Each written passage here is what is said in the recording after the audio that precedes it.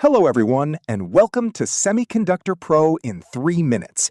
Today's topic is something pretty raw and real, the salaries of AI engineers. A topic that sounds gritty, but actually packs in the very essence of the entire semiconductor industry. How much do you think the world's top-tier AI researchers earn these days? At American companies like OpenAI and NVIDIA, breaking 100 million yen, roughly $700,000, is just par for the course. Multi-billion yen contracts are also flying around. You might be thinking, but I heard China pays well too, right? Well, actually, a major shift is happening over there right now.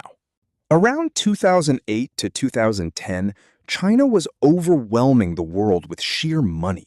Under the famous 1,000 Talents plan, they would casually hand over 100 million yen as just one researcher's research budget.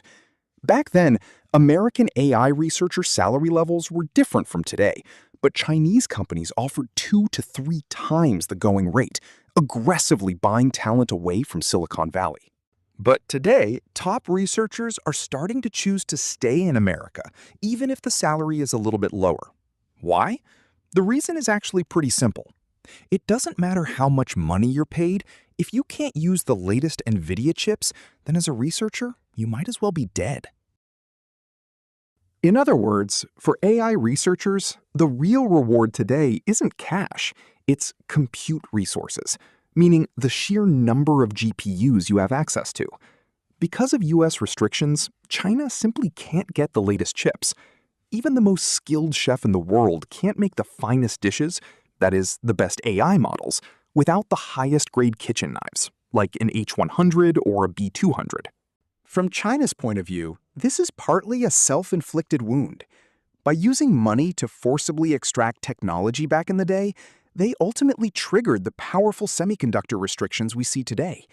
It's a clear case of their own past now choking them in the present. But China isn't just sitting silently either. With the attitude of, if we can't get chips, we'll vertically integrate everything in-house.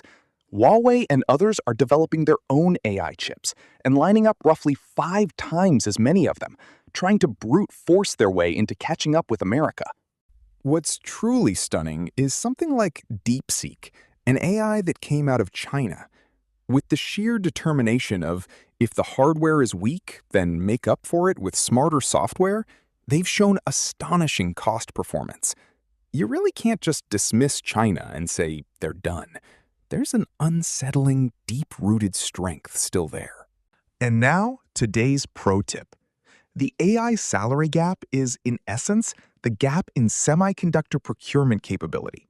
What used to be a cash bidding war has now completely transformed into a GPU bidding war.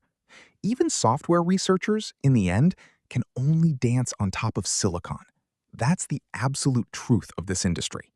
That's all for today's AI Engineer Salaries episode of Semiconductor Pro in 3 minutes. If you found this video interesting, please like, subscribe, and I'll see you in the next video.